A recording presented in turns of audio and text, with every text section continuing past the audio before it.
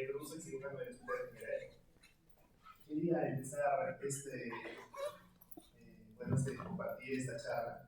Primero felicitándolos porque, bueno, ustedes como futuros médicos deben entender que no es que seamos mejores o peores que las demás carreras, pero que vamos a disfrutar en nuestro camino de vida médica de muchas experiencias agradables. Y espero que en esta charla que tengamos sirva un poco entre motivación y pueda resolver alguna de las dudas o de repente que sea de utilidad solo para su futura carrera, ¿no? Un poco motivarlos a que puedan continuar y que todo ese potencial que tienen llegue a ser de gran utilidad para nuestros pacientes. Entonces, el tema que se me asignó es competencias del médico cirujano del primer nivel de atención. Como sabemos, todos al acabar nuestra carrera, una vez que tengamos el título, vamos a, bueno, la gran mayoría, a trabajar en nuestro SERUMS, nuestro servicio rural, donde vamos a tener nuestra primera experiencia directa como responsables de una atención del primer nivel. En este primer nivel vamos a tener responsabilidades tanto asistenciales como administrativas, ¿no? Las administrativas nos van a sorprender porque muy poco tenemos de práctica de ello, ¿no? Vamos a probablemente ser jefes del establecimiento, sea posta o centro de salud, a muy corta edad, porque también cada vez la tendencia de acabar una carrera viene siendo a más temprana edad. Y choca un poco, pero también hay que lidiar con esto porque nos hace desarrollar habilidades de liderazgo. Vamos a trabajar con enfermeras, obstetras que tienen muchos más años en el sector. Y bueno, las competencias asistenciales como médicos son las que ustedes poco a poco están adquiriendo con sus cursos, ¿no? A lo largo de todo lo que hacen en su carrera. Personalmente, las que he adquirido han sido a lo largo del internado y de la residencia médica. Estoy seguro que a ustedes también les va a pasar. Y son de las que les puedo hablar porque tenemos más experiencia en estas, ¿no? En las asistenciales. Como cirujano, cuando atendemos, somos la línea primaria de defensa en el área de emergencia cuando el paciente no es crítico de shock trauma y que ha sufrido alguna patología que amerita intervención o procedimiento de parte de cirugía. Entonces recibimos muchos pacientes que provienen del primer nivel, ¿no? Que son referidos del primer nivel. Y el objetivo también de esta charla es eso, tener claro qué pacientes deberían ser referidos a un hospital de mayor complejidad o qué pacientes podríamos y cómo deberíamos tratar ciertas patologías en nuestro primer nivel. Entonces, haciendo este preámbulo, vamos a empezar. Igual cualquier duda que tengan o pregunta o si se les cruza alguna inquietud, pueden levantar la mano y con gusto conversamos del tema. Y si no, esperamos al final, también no tengo ningún problema. Entonces, ¿cuáles son los tipos de pacientes que recibimos en la emergencia de cirugía de un hospital de referencia, ¿no? En general, las fracturas, puesto que muchas de ellas, dependiendo de su complejidad, van a necesitar algún tratamiento especializado, generalmente por parte del traumatólogo, ¿no? Pero que se les puede dar un manejo de primer nivel, con la adecuada inmovilización y analgesia, ¿no? Que eso es lo primero. Entonces, una vez que hicimos esto, lo referimos.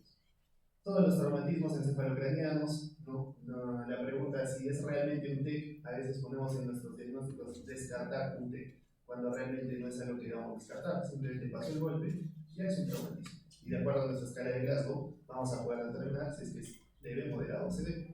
Si es evidentemente moderado o severo, lo tengo que referir porque va a necesitar una tomografía, ¿no? Una evaluación por neurocirugía con una imagen adecuada que me permite determinar si es que el paciente va a necesitar cirugía o hospitalización, de acuerdo a la lesión. Los cuadros sépticos de foco abdominal, lo que nosotros vamos a llamar el abdomen agudo quirúrgico, ese es el gran asunto de esta charla, poder reconocer el abdomen agudo quirúrgico, que ese sí es un motivo de referencia porque depende de nuestro diagnóstico la vida del paciente. Podemos determinar si el paciente va a necesitar una intervención. Los traumas, ¿no? Cada vez son más frecuentes, sean abiertos o cerrados, accidentes de tránsito, la inseguridad ciudadana, también cuando las lesiones son graves y no se pueden manejar, hay que referirlas. Los sangrados, cuando no se pueden cohibir, sean de la nariz, de oído, ¿no? Para ser evaluados por el otorrino o por el cirujano, de acuerdo a la complejidad que tengan. Sangrados de uretra, a veces en el cambio de sonda vesical, o pacientes que tienen patología prostática o cáncer de vías urinarias, van a presentar hematuria. Entonces, de acuerdo a cuán grande sea el sangrado, porque es así, a quién lo van a referir.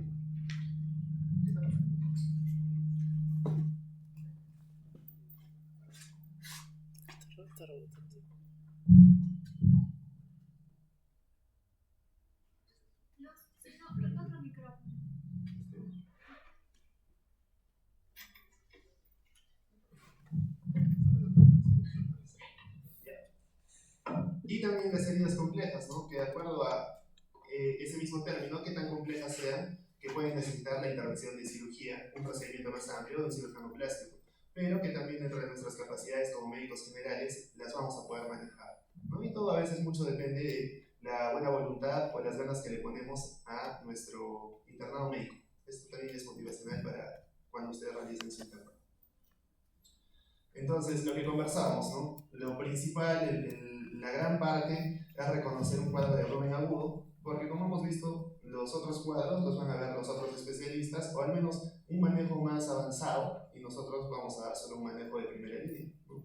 Que es un manejo de soporte. Entonces, en cuanto al abdomen agudo, podemos definirlo como que es la condición crítica que cursa con síntomas abdominales o gastrointestinales que requiere un manejo urgente, ¿no? Se caracteriza por estos tres elementos, como es el dolor abdominal, que es intenso, alteraciones gastrointestinales que pueden ser desde náuseas, vómitos, diarrea o ausencia de deposiciones, ¿no? Y de repercusión del estado general del paciente, o sea que el paciente luzca mal o que sus funciones vitales estén alteradas. Requiere cierta experiencia y juicio crítico para poder determinar que se trata de un abdomen agudo, puesto que, por ejemplo, un dolor de una indigestión o de una infección intestinal no podríamos considerarlo como un abdomen agudo, ¿no? Y hay que tener en cuenta esto, que en niños y en ancianos, por lo mismo de la dificultad en la comunicación o las comorbilidades que tengan o el consumo de algunos medicamentos, se va a dificultar el diagnóstico, ¿no? Entonces, ante un paciente que sea más difícil, también amerita una referencia, ¿no? Si es que no podemos encontrar la manera como comunicarnos o tenemos duda, siempre es mejor ante la duda hacer una referencia. Entonces, la presentación atípica del abdomen agudo nos presenta algunas dificultades para el reconocimiento, ¿no? Del mismo, como decíamos, en los niños, en adultos mayores o en personas que tengan alguna condición especial, ¿no? Hay una serie de factores que pueden caracterizar una presentación atípica. Entonces nos apoyamos en todo lo que nosotros sabemos, ¿no? En la historia clínica. Estos pacientes pueden tener una alteración del lenguaje, un déficit cognitivo, pueden estar de repente en delirium, y muchas veces no es que sea una condición de ellos, sino que la enfermedad también los lleva a ello, ¿no? O que tienen alguna alteración sensorial. Es importante también considerar los antecedentes de la patología abdominal, ¿no? Ya que muchas de ellas pueden no ser responsables del problema actual del paciente y llevarnos a un diagnóstico erróneo, ¿no? Por ejemplo, pacientes que han sido multioperados, evidentemente hacer un buen análisis de esto nos puede dar pistas sobre lo que puede estar pasando, ¿no? Si es que presentan alguna comorbilidad asociada, que puedan modificar la presentación clínica, ¿no? Hay pacientes que por su mismo umbral de dolor tienden a no referir dolor, o por ejemplo los ancianos, ¿no? Que a veces por la misma condición que tienen de a veces sentirse deprimidos, de no querer molestar, cuando llegan a un diagnóstico o a una consulta médica, llegan con una condición complicada. Bueno, ellos tienen comorbilidades asociadas también, ¿no? Su hipertensión arterial, diabetes, a veces su mismo parkinsonismo. Si es que hay consumo de fármacos que pueden alterar o influir en hallazgos de la exploración, ¿no? Hay pacientes que toman AINES crónicamente, que mágicamente no tienen úlceras, pero que por dolor de rodillas o artrosis siempre toman su diclofenaco, o se hacen colocar en la posta diclofenaco con dexametasona. Entonces, ante cualquier dolor hacen esto y enmascaran muchas veces algún otro cuadro. O el uso de aspirina, que también al momento de tener algún sangrado puede hacer que estos sean más severos, ¿no? Y lo que pasa muy frecuentemente en nuestro Perú, la automedicación. Eso también es algo que no tenemos que negar que ocurre, ¿no? Mucha gente va a la farmacia y es el farmacéutico el que da una primera línea de atención al paciente. Los síntomas pueden ser tardíos, inespecíficos, que en los pacientes jóvenes, eso generalmente, ¿no? La presentación atípica del adulto mayor o del niño, de los pequeñitos. Los síntomas típicos de dolor abdominal, náuseas, vómitos, alteraciones intestinales no van a estar presentes con tanta frecuencia. Y a veces es ese grupo el que amerita unas pruebas de examen distintas, ¿no? Esto es solo como para tener en cuenta. También la exploración física puede ser inespecífica. Los abuelitos suelen tener hipotermia, ¿no? Que es 4 veces más frecuente que en personas normales ante un proceso intraabdominal. Las pruebas complementarias se dice que pueden ser alérgicos, ¿no? O las gestantes que pueden cursar con leucocitosis, y que esto no significa una sepsis. Claro, las placas también pueden tener una menor información, ¿no? O a veces tener procesos crónicos.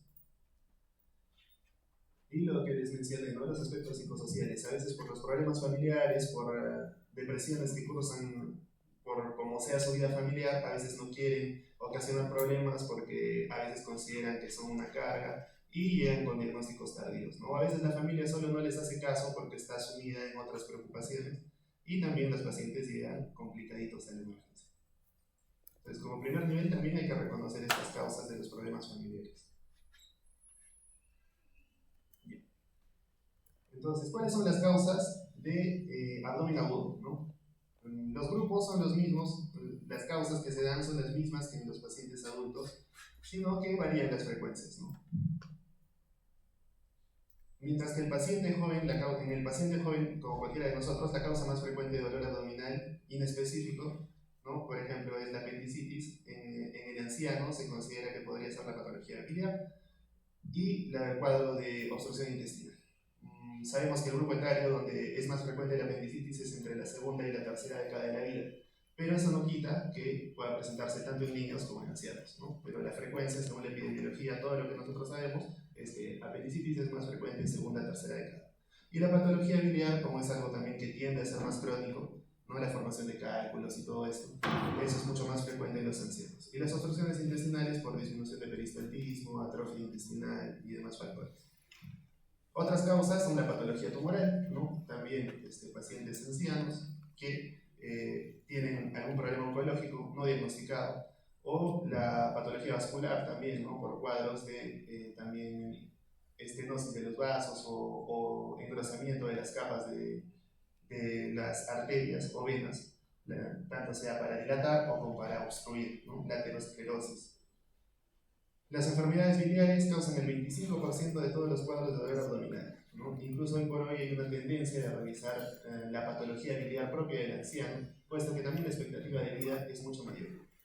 Patología biliar no es frecuente en población joven, ¿no? Que se supone que es activa, tiene un mejor metabolismo de las grasas, siempre que la dieta sea equilibrada. Pero como todo es variado y nada es exclusivo. La obstrucción intestinal, sobre todo por hernias, ¿no? Como se sabe, una de las hernias frecuentes del anciano es la hernia crural o la hernia obturatriz, que son de difícil diagnóstico y que generalmente cuando se presentan el paciente ya cursa con un cuadro de obstrucción intestinal. ¿Y por qué ese tipo de hernias en la parte baja, no? Porque producto del paso de los años, la musculatura que tenemos tanto de la pared abdominal como de la pared pélvica sufre una atrofia, una flacidez, pierde la tensión que teníamos, ¿no? En el caso de las mujeres, el embarazo que ha predispuesto a una distensión, y en el caso de varones, a veces el esfuerzo crónico por patología prostática. Entonces, es muy frecuente pensar que se pueden presentar hernias en estos grupos etarios. O gente que trabajó toda su vida haciendo esfuerzos, ¿no? Independientemente del grupo etario. Gente que trabaja cargando pesos o trasladando cosas, ¿no? ¿Cuáles son otras causas de dolor abdominal? La neumonía, eso también va a ser del pan de cada día, pero que no se vea.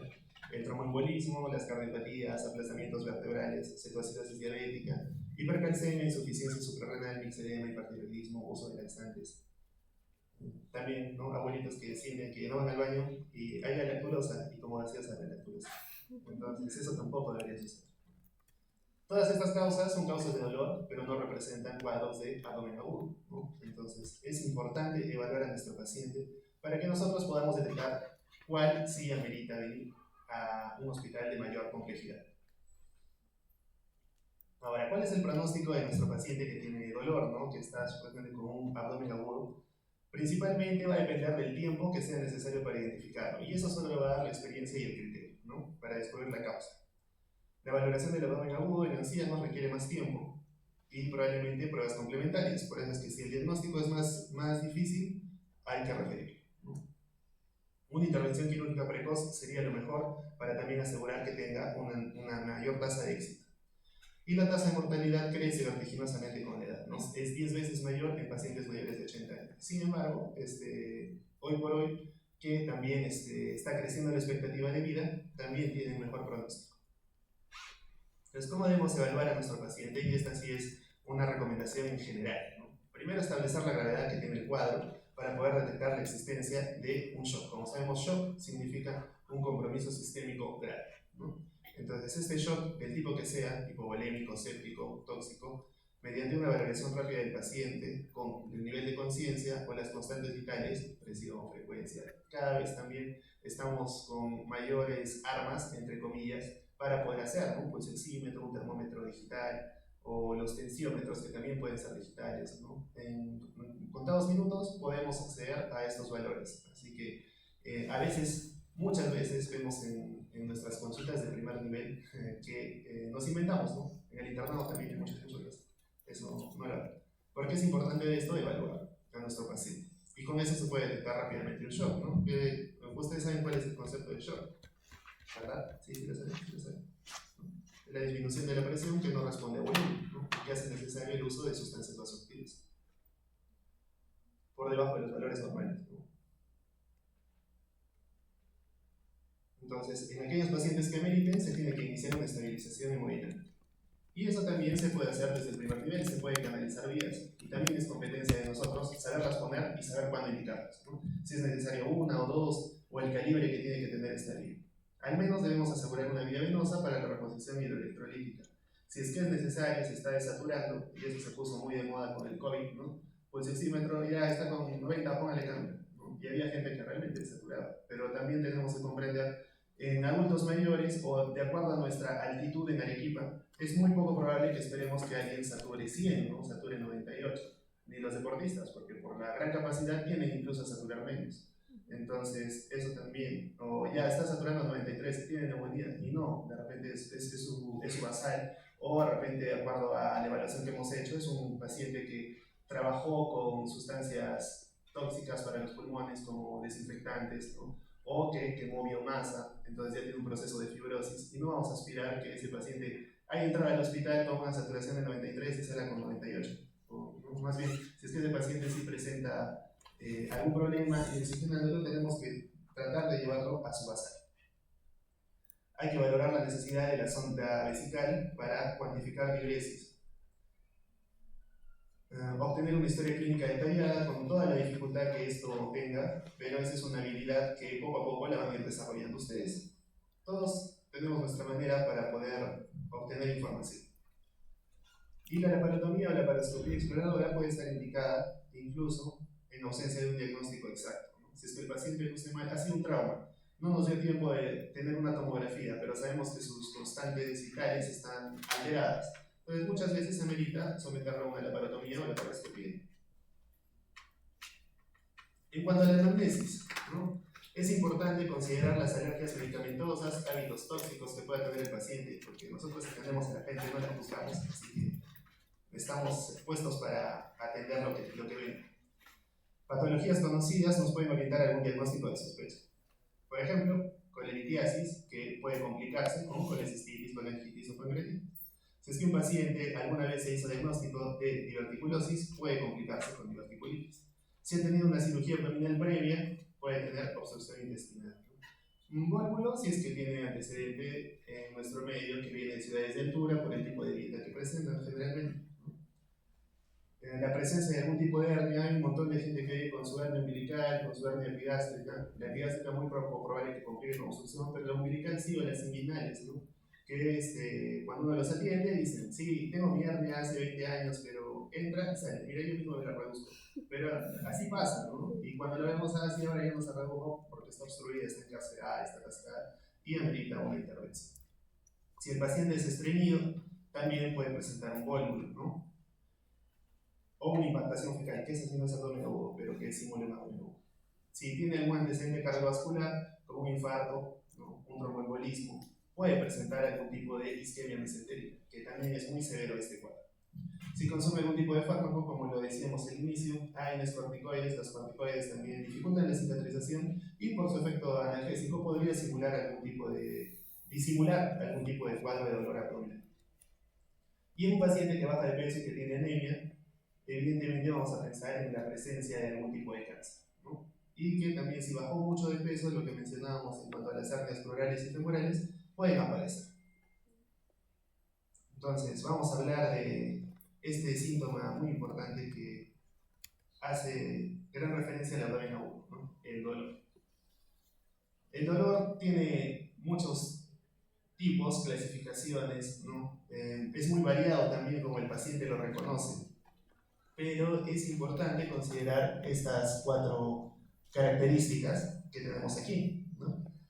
En primer lugar, la forma de inicio, porque por ejemplo, ¿no? Una apendicitis nunca es un dolor que inicia súbitamente, ¿no? Nunca es un dolor de gran intensidad, es un dolor que va en ascenso, poco a poco, es inespecífico, ¿no? Si describimos cada tipo de dolor, tiene más de 4 o 5 características.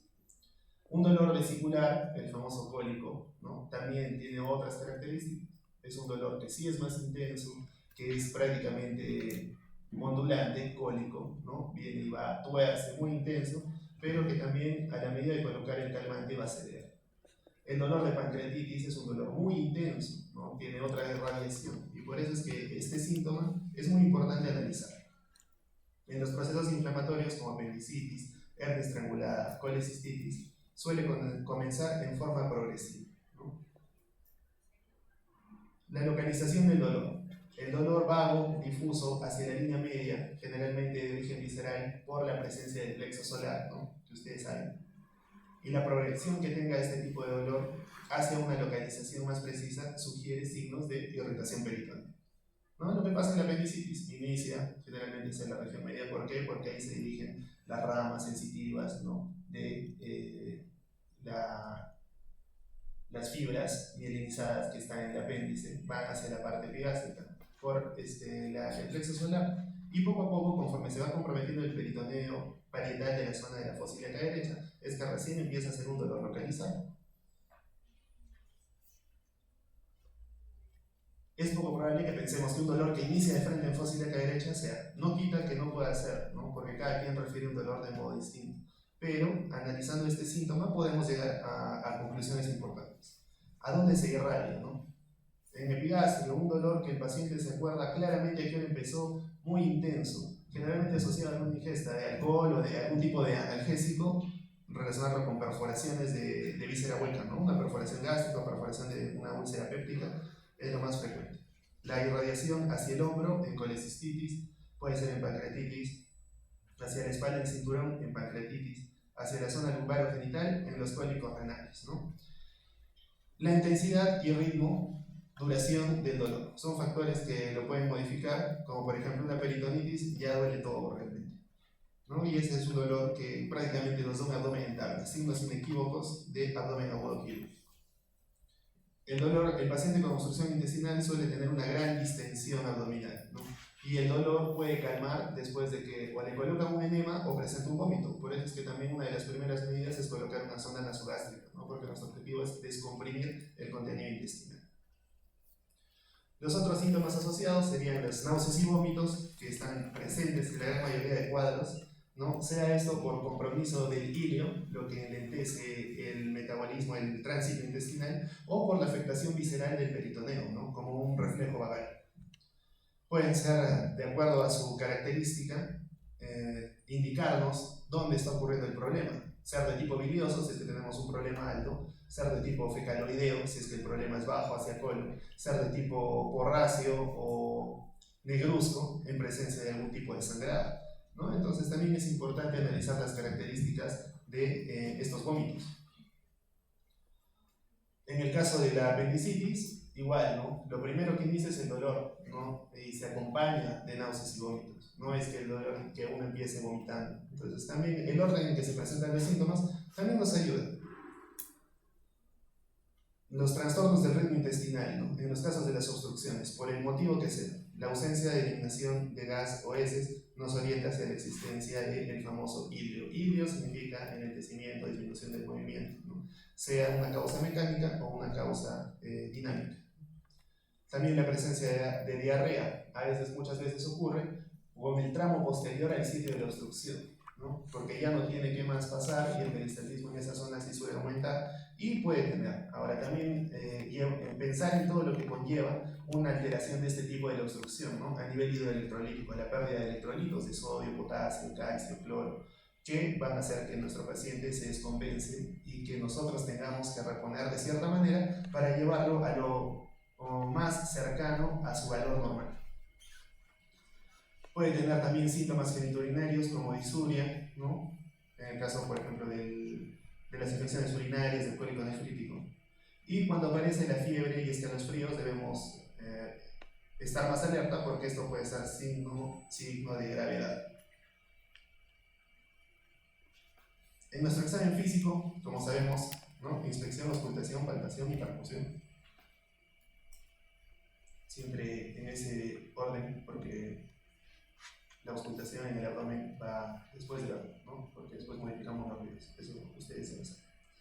Entonces, a la inspección podemos ver distensión, la presencia de algún bulto, alguna hernia, si ha tenido una cicatriz previa, anterior, ¿no? Y si es que por ahí protruye algo, una eventración.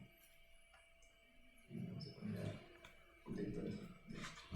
si ha tenido algún tipo de lesión cutánea, ¿no? En el caso de que puede haber dolores abdominales por mordedura de insectos, ¿no? Un loxocelismo puede presentarse con dolor abdominal. Si hay signos de circulación colateral, no en patología de hipertensión portal, cuadros de cirrosis. Si es asimétrico, en el cuadro del cálculo, muchas veces el mismo grano de café se dibuja en el abdomen. En la auscultación, valorar la frecuencia y las características de los ruidos intestinales, en los famosos signos de lucha, ¿no? El timbre metálico. A la palpación, el dolor selectivo. A la descompresión, ese es un signo inequívoco de reacción peritoneal, ¿no? La contractura involuntaria de la pared abdominal y con mucha mayor razón el vientre entrado. Esos son signos inequívocos de que nuestro paciente muy probablemente va a requerir una intervención quirúrgica. ¿Por qué les digo muy probablemente? Porque muchas veces la pancreatitis que no se opera puede presentar estos cuadros de pared rígida, distensión abdominal, dolor de descompresión, ¿no? Entonces es muy importante hacer nuestro diagnóstico diferencial siempre. Y la percusión, que en una distensión abdominal vamos a tener un abdomen timpánico, ¿no? La presencia de neumoperitoneo en pacientes que han tenido una ruptura de una víscera hueca o que han tenido algún tipo de trauma.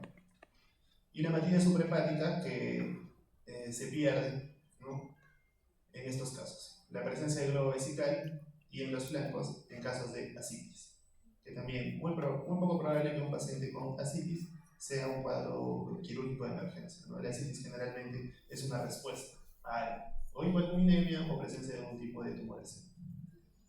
O cirrosis, ¿no? También.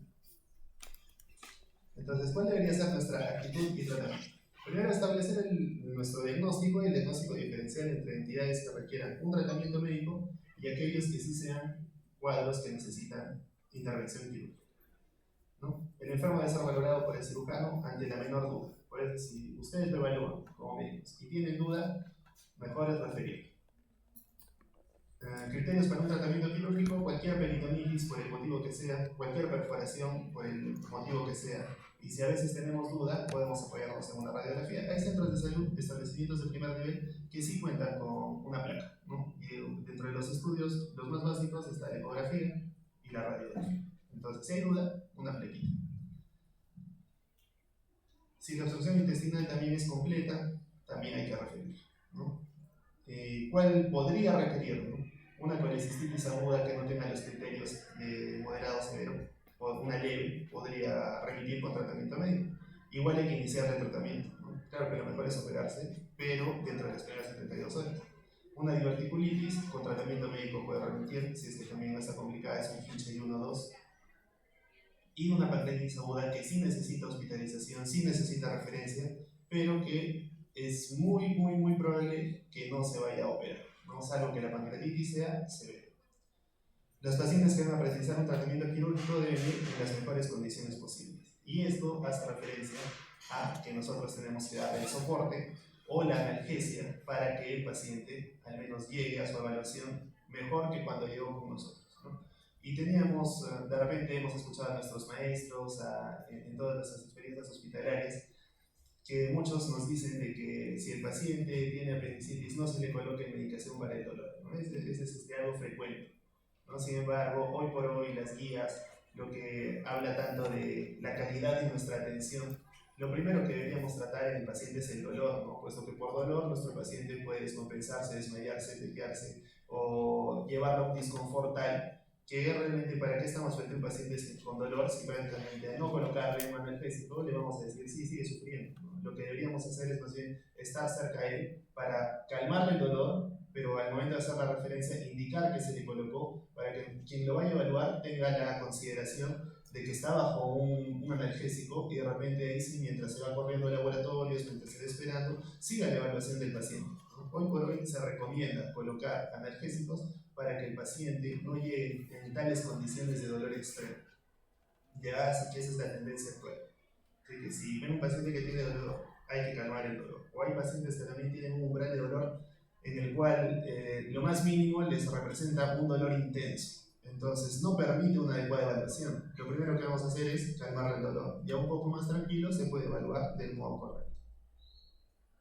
Entonces aquí traemos un resumen más o menos de las patologías más frecuentes en pocas palabras que nos pueden servir si es que estamos en un primer nivel, ¿no? En cuanto a la apendicitis, la causa más frecuente de abdomen agudo, valorar la cronología que tiene esta enfermedad, lo que mencionábamos, ¿no? El orden en que se presentan los síntomas, la duración de los síntomas, el tipo de dolor, los acompañantes del dolor, la manera como empezó, dónde duele, cómo ha evolucionado el cuadro, ¿no? Si el diagnóstico se confirma, que no es difícil, se debe iniciar antibiótico-terapia. Y eso mismo por todo el manejo general que ustedes ya saben, ¿no?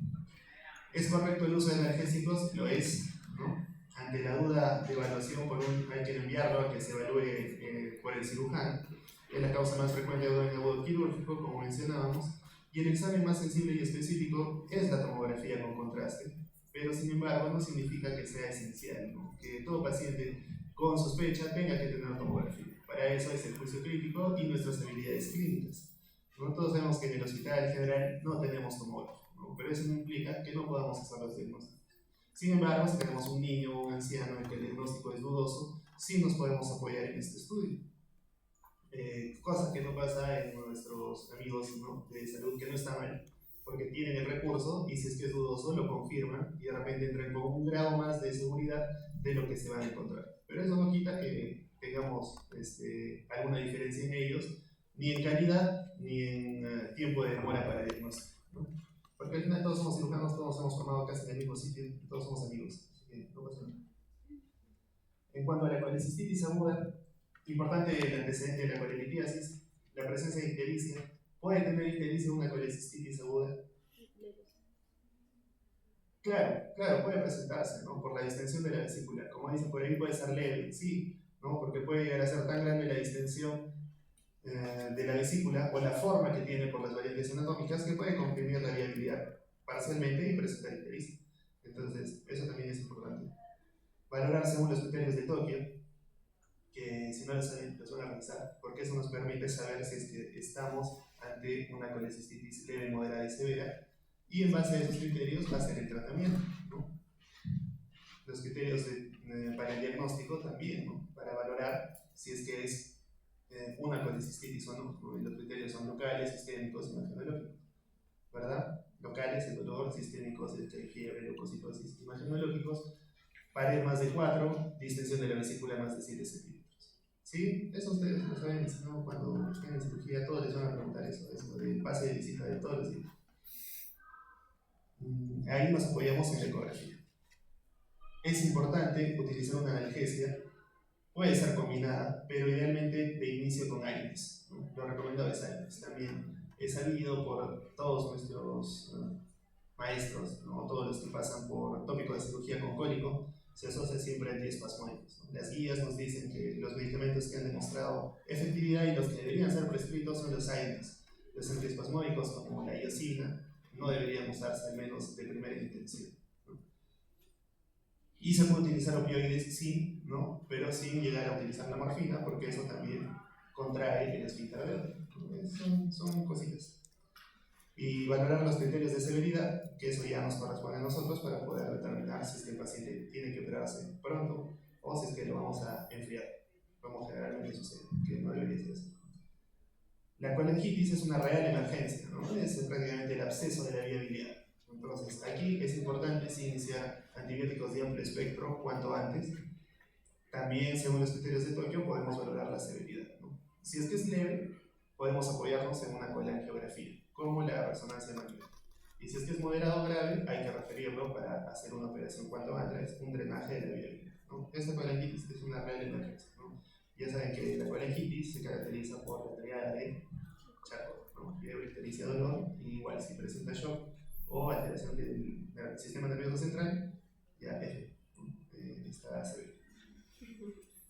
La pancreatitis aguda, ¿no? Que en nuestro medio, Perú, es en el 90% de origen biliar y también el otro 10% en el alcoholismo, ¿no? No se opera de primera intención.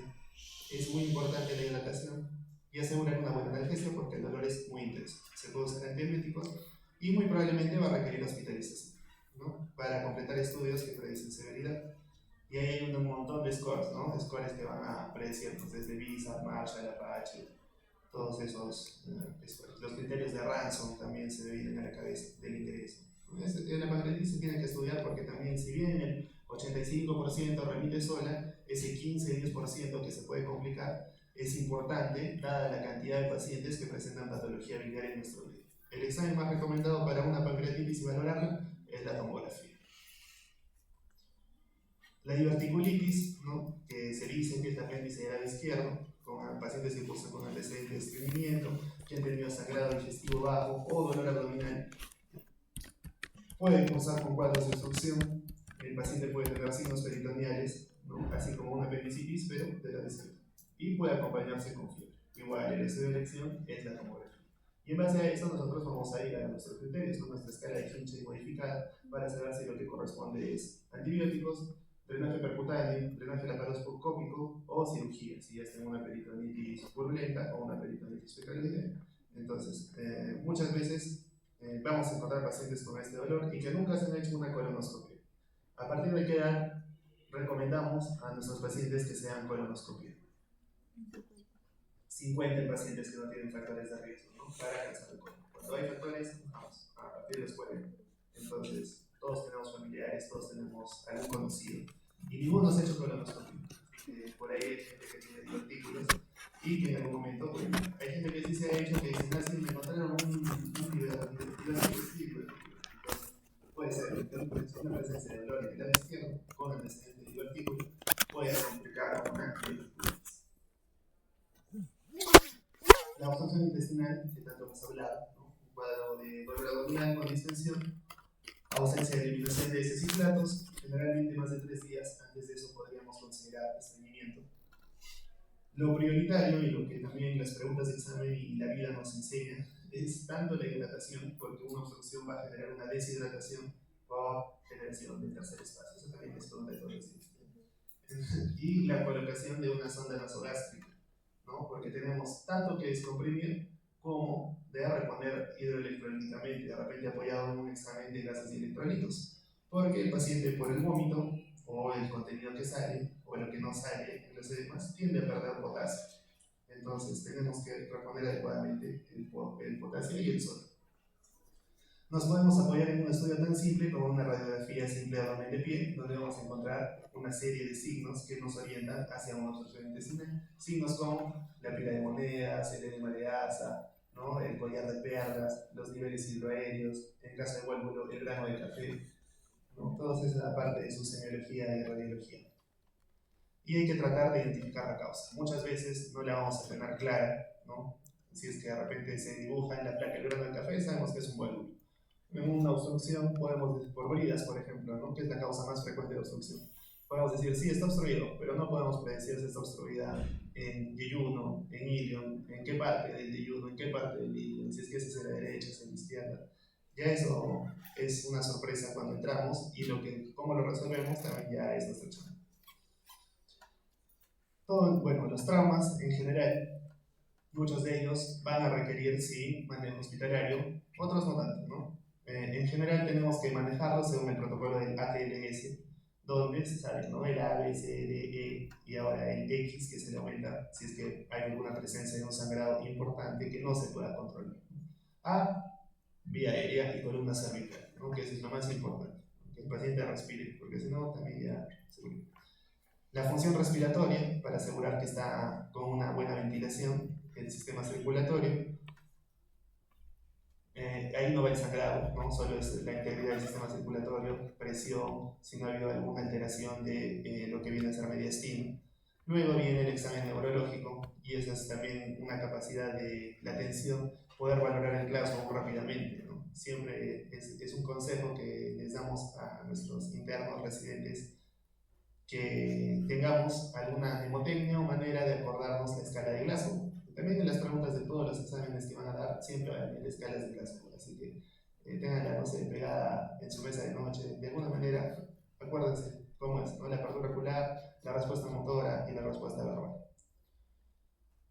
Y ya pues lo que hemos dicho, ¿no? 9 a 12 moderado, menos de 8 severo, 13 a 15, ¿no? Eso sí. Hasta en el tópico ahí de emergencia de Leonardo está el cartelito, porque eso es lo más frecuente. Y como parte E es el resto del examen físico, ¿no? Si es que hay alguna herida que tengamos que suturar, alguna fractura, eso ya es el manejo que nos dice ATLS. Vean si es necesario aplicar antibiótico-terapia y analgesia, ¿no? Y requerirá muy probablemente algunas pruebas adicionales para determinar la conducta quirúrgica, desde un ECOFAST, ¿no? Que no es una ecografía rápida, ¿no? Sino es una sonografía aplicada al trauma, o la tomografía, si es que el paciente está estable. Pero en un trauma que está inestable, lo que hay que hacer es operarlo, ¿no? Entonces, ¿qué hacer ante un paciente potencialmente quirúrgico? Ya lo evalué y pienso que sí, puede ser quirúrgico, ¿no? Corroborar con nuestro relato cronológico de la enfermedad, hacer un buen examen físico, buscar estos signos de irritación peritoneal, puntos dolorosos, sitios de sangrado. Si se sale piplo, lo tengo que mandar al hospital porque eso ha sido un trauma penetrante, ¿no? Si se está deteriorando, si está ictérico, la ictericia, si se considera una urgencia, puede comprometer la función neurológica, ¿no? Si es que sus funciones vitales están alteradas, hipotenso o taquicárdico, con fiebre, son signos de severidad, ¿no? Y si es que tengo disponible exámenes como el hemograma y hay presencia de leucocitosis o leucopenia, o si tengo disponible una ecografía que ya nos indica presencia de líquido libre, o una radiografía donde veo neumoperitoneo, son signos inequívocos de que el paciente es potencialmente quirúrgico. ¿Y qué tenemos que hacer? Como dice aquí, 1, medidas de soporte, y 2, en muchos de estos casos, séptico o por contaminación, va a meditar el uso de antibióticos. Pero más importante que esto son las medidas de soporte, ¿no? Porque no siempre va a ser una causa infecciosa. Entonces, ¿qué son las medidas de soporte? Hidratación, analgesia y todos los sintomáticos que puedan hacer que el paciente llegue en mejores condiciones. Hidratación, como ustedes saben, esto va de acuerdo a la pérdida que ha tenido, pero sobre todo en base al peso del paciente, que ese es el requerimiento que tenemos en base a lo que hemos estudiado, ¿no? El requerimiento diario de un paciente es aproximadamente ¿cuánto? 30. Claro, 30, 50. ¿No? También es dependiente. En abuelitos va a ser menos, ¿no? En gente joven como ustedes, o yo, va a ser un poco más. Con 30, 50 es ese por litro. En promedio, 2 litros, ¿no? 3%, 2100 litros.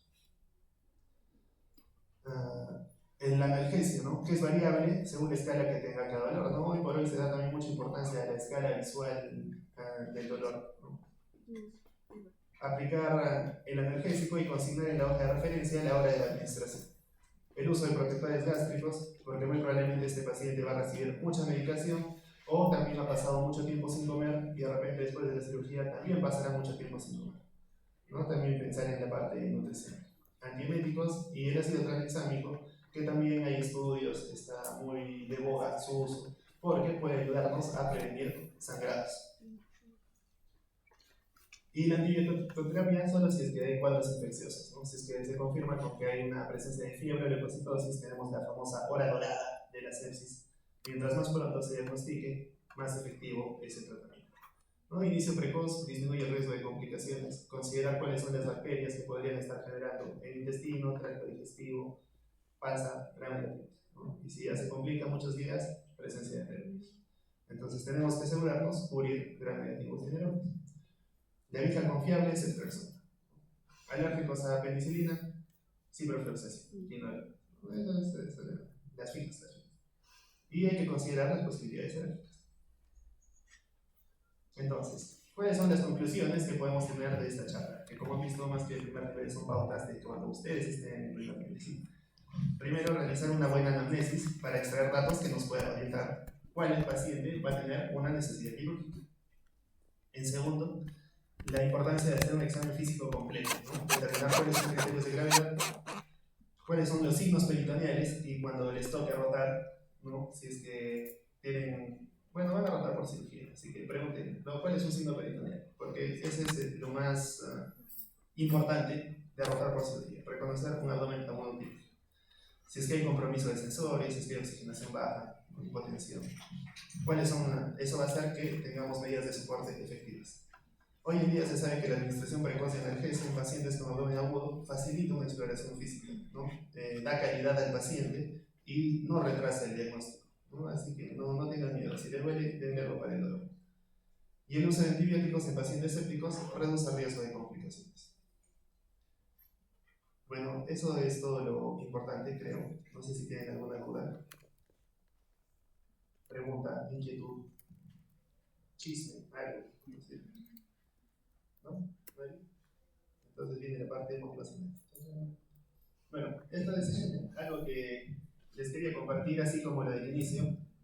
Recordarles, a lo largo de nuestra formación médica sí tenemos mucho interés y avidez por aprender, ¿no? Y eso está bien, porque sin eso no vamos a lograr nada. Pero al final, esto, ¿no? Lo que dice acá, que está un poco en chino, creo, porque acá lo pongo como fácil.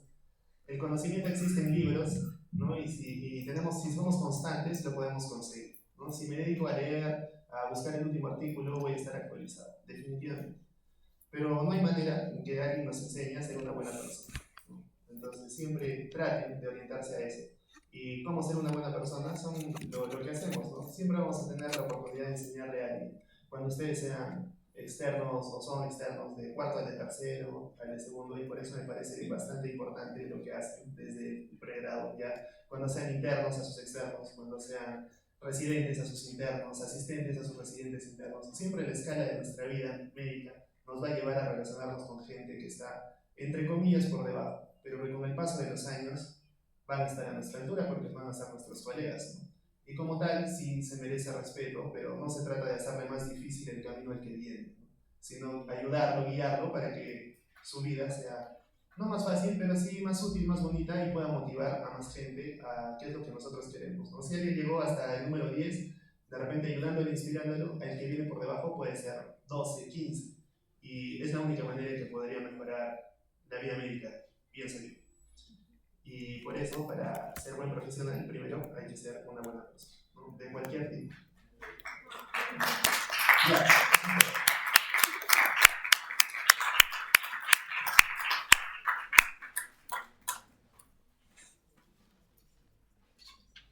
Yo tengo una pregunta. Entre las patologías quirúrgicas, ¿cuál es la que tiene una evolución más brusca y la que deberíamos priorizar?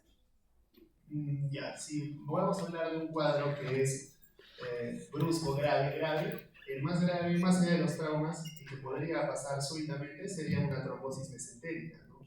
Que es de difícil diagnóstico. Generalmente, cuando es muy extensa, a veces el paciente llega a la parotomía y solo se hace un open close, ¿no? Si es que el compromiso intestinal es muy amplio, a veces no hay mucho que se pueda hacer, porque una persona que tiene comprometido todo el intestino delgado, todas las ramas mesentéricas, no va a sobrevivir. Entonces es un cuadro difícil, brusco, impactante, tanto para el que está ahí como para la familia. de difícil diagnóstico y que al final termina prácticamente diciéndonos lo que no podemos hacer nada más por él. Pero si se diagnostica precozmente, si anticoagulamos, si tuviésemos más factores que nos puedan predecir, como una angiotomografía de síntomas de dolor, ¿no? Podríamos hacer que sea menos. Y por eso es la importancia de reconocer un abdomen agudo, ¿no? Porque también una trombosis en pacientes que sufren de dolor o patología cardíaca, con un dolor o un abdomen agudo, debe entrar dentro de nuestros diagnósticos diferenciales. Yo consideraría que sí, la trombosis. Buenas preguntas por parte de los asistentes.